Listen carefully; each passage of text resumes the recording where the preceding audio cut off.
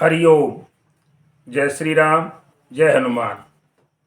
सज्जनों, देखिए, एक नियम है कि हर व्यक्ति जो सनातन धर्म को मानता है वो जो है, चाहे तो पीपल हो, चाहे मंदिर हो, चाहे कोई देव स्थान हो, कहीं न कहीं सुबह शाम दीपक जलाता है। अपनी पूजा का स्थान हो चाहे भले ही। और वैसे अधिकतर लोग शाम के समय और संध्यावत्ती करने के लिए मंदिर जाया करते हैं। तो सज्जनों, मैं आपको एक प्रसंग बताना चाहता हूँ इसमें कि जब हम दीपक जलाते हैं वहाँ जा कर के, तो हमने अधिकांश देखा है कि कुछ लोग क्या करते हैं कि एक डब्बे में बत्ती डालकर घी डालकर ले जाते हैं और वहाँ पर मंदिर में जाकर देखते हैं कि वो जो पहले का दीपक रखा हुआ है किसी का, उसी में एक बत्ती लगाई और उसी में जो जलाई और उसी को भगवान के वहाँ पर रख देते हैं।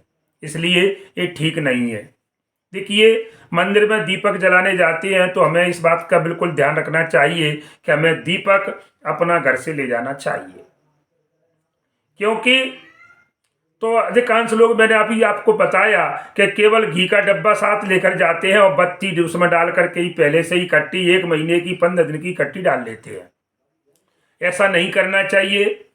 हमें किसी भी दूसरे के द्वारा रखे हुए दीपक में अपनी बत्ती रखकर मंदिर में नहीं जलाना चाहिए, क्योंकि सज्जनों, ऐसा करने से क्या होगा, तो इसके लिए मैं बताना चाहता हूं कि आपने मान लीजिए किसी दूसरे के दीपक में और बत्ती जलाई है और वह जिस व्यक्ति का दीपक है, तो महाराज जो आपके दीपक जलाने का जो फल, दीपक रखने का जो फल आपको मिलता था, वो दीपक आपकी बजाय जिसका जो पहले का दीपक है उस व्यक्ति को उसका फल मिलेगा, आपको उसका फल बिल्कुल नहीं मिलेगा। इसलिए सभी धर्म प्रेमियों से मैं निवेदन करता हूं कि हमें दीपक अपना ही लेकर जाना चाहिए। तो एक ये सरल सी बात है, इसमें हमें थोड़ा से आलस की बात है। हमें अपना दीपक, और दीपक को, मिट्टी का दीपक है, प्रतिदिन ले जाइए। अगर स्टील का या पीतल का होता है तो अपना लेकर के जलाओ, वहाँ पर 10 मिनट बैठोगे, कोई दिक्कत नहीं है। तो परमात्मा का वहाँ पर ध्यान भी करो, चिंतन करो, दीपक जल जाता है, अपने को जब शांत हो जाए लेकर घर आ जाओ, दोबारा उसी को फिर ले जाओ। इस प्रकार से तो एक बात, दीपक जलाएं, लेकिन कौन सा जलाएं, अपना साथ लेकर जाएं, दूसरे के दीपक में बाती कभी न रखें। और दूसरी बात, देखिए, कहते हैं कि मनुष्य की दृष्टि काम नहीं करती, दृष्टिकोण सही होना चाहिए। दृष्टिकोण सही होना चाहिए। इसके लिए मैं एक उदाहरण के द्वारा आपको समझाता हूं कि एक अंधा व्यक्ति, एक दिन की बात है कि एक अंधा व्यक्ति था, मंदिर में दर्शन करने के लिए चला गया।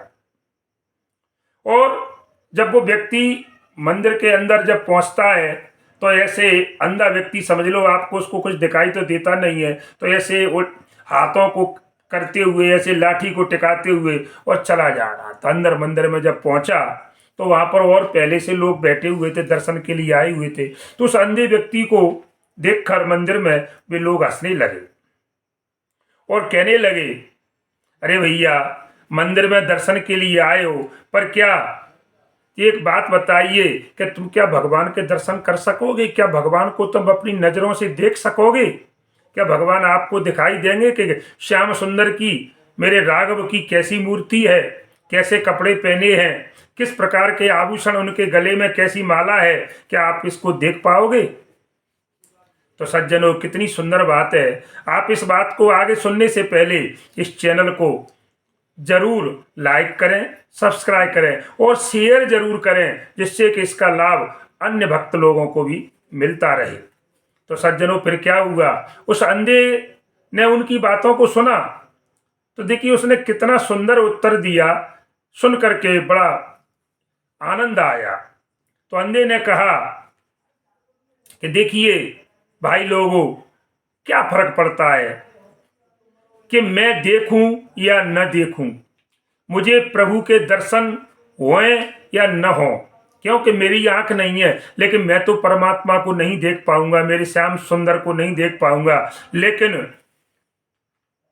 एक बात है, मैं नहीं देखूं तो क्या होगा, अरे मेरा श्याम सुंदर तो मुझे देख लेगा, बस मैं तो यही चाहता हूं कि मुझे श्याम को देखने की आवश्यकता नहीं है, तो श्याम मुझे देखेगा, मेरे लिए इतना काफी है। क्योंकि देखिए महाराज, उस अंधे व्यक्ति ने क्या सुंदर बात कही है कि हे भाइयों, हमें किसी को देखने के लिए आंखों की या दृष्टि माने आंखों की जरूरत नहीं है। हमारा दृष्टिकोण है, देखने का जो नजरिया है वो बिल्कुल शुद्ध, स्वच्छ और साफ होना चाहिए, और तब जाकर के परमात्मा के दर्शन होते हैं। तो सज्जनों, उसकी बात को सुन करके वे सभी लज्जित हुए।